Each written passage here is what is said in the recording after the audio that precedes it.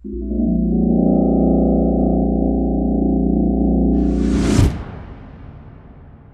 el govern no només ataca la llengua dins l'educació, que ara vos ne faré 5 cèntims, sinó que l'ataca també en els altres pilars que afavoreixen la normalització lingüística, com són el mitjà de comunicació i l'administració. En el mitjà de comunicació el que han fet és, tot d'una que van arribar el 2011, era tancar l'únic mitjà en català, Ràdio Televisió de Mallorca, que emetia les 24 hores en català a totes les illes, tancada per qüestió de pressupost i de crisi. Això és l'excusa, perquè en realitat no era tan mala de mantenir. I castellanitzar IB3 Ràdio, la televisió nostra oficial, pel·lícules en castellà, i intentar no fer sèries que han fet molt bona feina, unes sèries que s'han rodat a dins les illes, i reduir això a la mínima expressió, la presència del català també en el mitjà de comunicació, i a l'administració, que s'havia aconseguit tenir el requisit de català per part, és a dir, els funcionaris han d'acreditar el coneixement del català, també llevar aquesta acreditació, de tal manera que els funcionaris, només els que tenen atenció al públic, estarien obligats a tenir l'acreditació del català. Llavors, un cop eliminat el mitjà de comunicació i l'administració també va pegar 2 cops importants. El senyor Boussà, que nosaltres veiem que té una fòbia especial en el català, posa en marxa tota una sèrie de mesures, com és la lliure elecció de llengua per part dels pares i mares. Però us he de dir que, a disgust seu, perquè això l'ha disgustat molt, el 87% de pares i mares han triat ensenyament en català durant el curs anterior. I en aquest curs, que s'han fet moltíssimes molta publicitat de triar una llengua i podreu estudiar la llengua que vulgueu i la llibertat i tot això, el 90% de pares i mares ha triat ensenyament en català. Tots han de ser conscients que ells tenen un programa estatal, nosaltres estem dividits en comunitats autònomes, però ells tenen un programa estatal, s'ajunten, nosaltres ens ajuntem aquí a Prada, després m'anem cadascú a casa seva a fer la seva batalleta, i ells també s'ajunten i fan programes ideològics que després s'han de desenvolupar totes les comunitats autònomes allà on governa el PP, i són els programes de trilingüisme. Moltes gràcies a tots i a totes per assistir a aquest acte, aquesta trobada convocada, organitzada pel CIEMEN aquí a l'UCE, a Prada, sobre els països catalans. Fins fa un temps, en el món independentista, els països catalans eren un referent, un principi i un projecte pràcticament indiscutit i indiscutible. Eren de manera gairebé unànime el nostre marc nacional, el nostre país i el nostre projecte d'autodeterminació, d'alliberament nacional i d'independència s'emmarcava clarament, indiscutiblement, en un procés de països catalans. Bé, darrerament, en els darrers temps, i paradoxalment coincidint amb el procés sobiranista o el procés independentista al Principat, els països catalans s'han convertit en un plantejament com a mínim controvertit, com a mínim en un problema, en un conflicte polític. Sense anar més lluny, com sabeu, per exemple, en el marc del Pacte Nacional pel Dret a Decidir en el Principat, convocat pel Parlament i convocat pel Govern de la Generalitat amb la participació de moltes entitats, entre elles del CIEMEN, la referència als països catalans és una línia vermella, però una línia vermella en negatiu, és a dir, no és motiu de consens i per tant no s'ha acceptat que cap dels plantejaments, ni documents ni propostes que han de sorgir del Pacte Nacional els països catalans apareixin a cap nivell. El CIEMEN, com a entitat participant en aquest pacte nacional, a l'hora de fer les seves propostes, va plantejar que es fes alguna referència al marc nacional, als països catalans, que ajudés a que aquest procés d'independència al Principat fos motor també d'un procés d'autodeterminació i d'independència en el conjunt del país. Bé, la resposta institucional és que aquest és un tema que no és motiu de consens i, per tant, que és una línia vermella, diguéssim, però en negatiu, que no s'hi pot fer cap referència. Per tant, el tema dels països catalans, el projecte dels països catalans, el nostre país, el nostre mar nacional sencer i complet, és un tema d'actualitat, sens dubte. Òbviament, el procés d'independència al Principat accelera i dinamitza moltes coses, també el debat i la discussió sobre el nostre mar nacional i sobre el nostre projecte nacional i, per tant, el debat sobre els països catalans. Però a la vegada el nostre mar nacional, tot i ser tant o més present que mai en la discussió, ha passat de ser un tema d'un consens molt evident i molt obvi a ser un tema motiu de conflicte, de controvèrsia, a ser un problema sobre la taula, diguéssim, sobre la taula del debat polític dintre del propi independentisme. I és per això que ens ha semblat oportú aquí a l'UCE contribuir a actualitzar aquest debat i avançar en aquest debat i en aquesta discussió. I hem volgut fer-ho convidant a la taula persones que representen entitats, xarxes o moviments que estan treballant amb una visió nacional i esperant que amb les seves aportacions podem enriquir aquest debat i fer-lo avançar. Sens dubte, pel CIEMEN,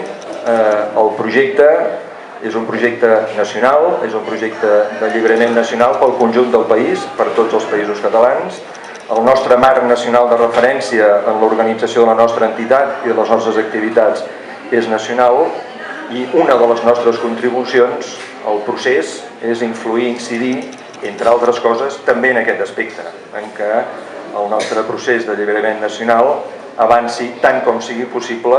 en el conjunt del país, que el procés d'autodeterminació, el procés d'independència, sigui un procés que avanci tant com sigui possible en tot el país i que això generi xarxes, estructures, moviments, iniciatives que s'articulin i s'organitzin en tot el país, per tal que cada vegada el nostre subjecte nacional sigui més potent i el nostre procés de construcció nacional sigui més evident i més fort i tingui més incidència a tots els nivells. Moltes gràcies, Carles. Jo venia un poc amb l'idea d'intentar donar-vos potser la perspectiva d'una nord-catalana,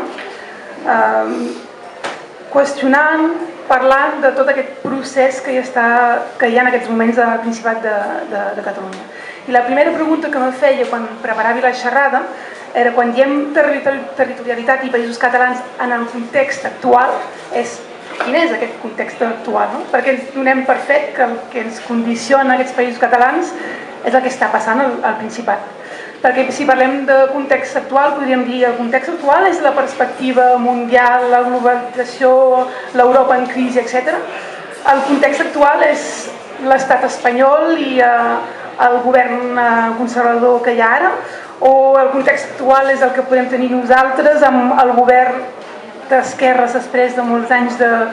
de Sarkozy, o el context actual és que el Departament dels Pirineus Orientals seguim sent un dels departaments més pobres de l'estat francès.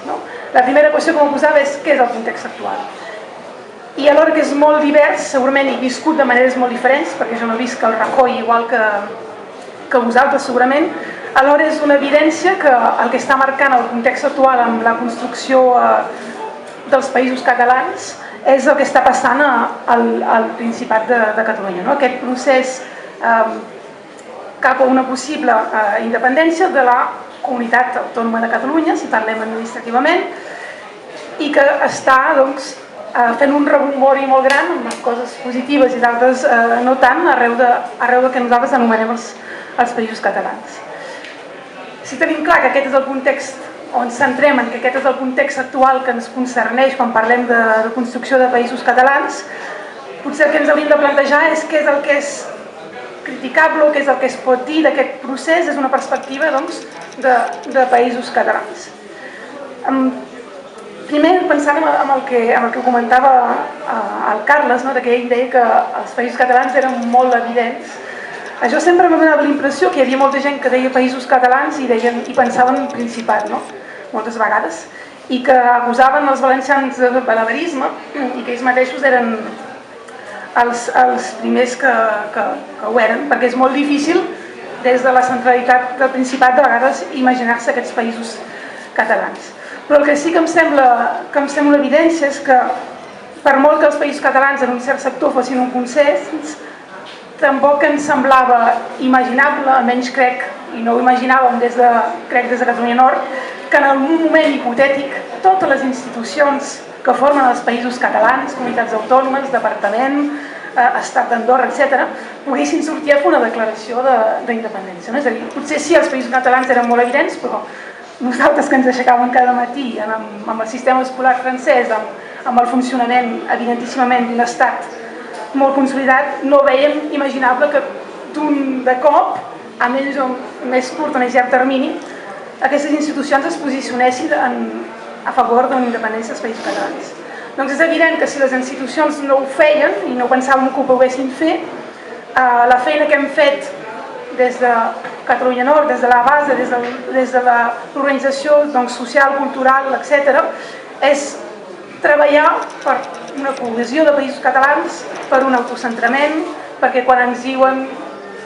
que van a Perpinyà no diguin França, que no es pensin que Montpellier és Catalunya Nord i Carcassona també, perquè hi hagués un coneixement d'aquest país, més enllà dels lligams oficials, doncs per superar les traves que ens posen els estats. I quan parlo de treball extraoficial no parlo per força d'organitzacions que són presents arreu del territori. Pensi als castells. Aquest procés d'independència que s'ha començat en el Principat, com tot el que comença en el Principat, té un ressò a les Illes Balears. Té un ressò i té una influència, i hi ha gent que ho escolta, que li interessa i que li vol donar forma també a dins les illes. Llavors, vosaltres, per exemple, heu començat, teniu aquesta veu del poble. Jo crec que en aquest procés el que és més interessant és sentir la veu del poble, que s'ha fet sentir i s'ha fet sentir al carrer, però fora de les vostres fronteres, no?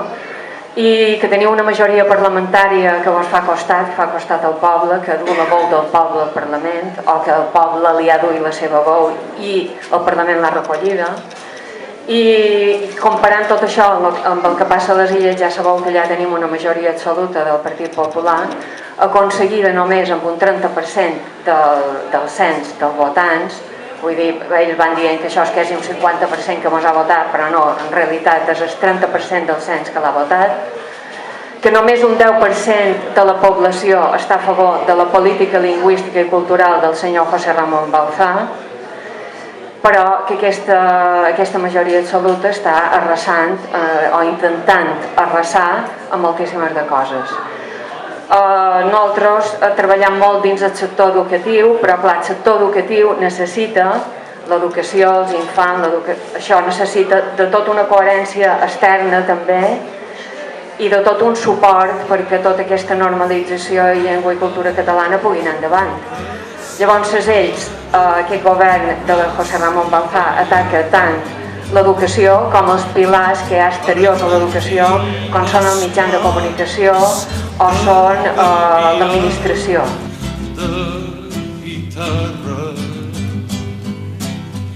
I no em sap cap greu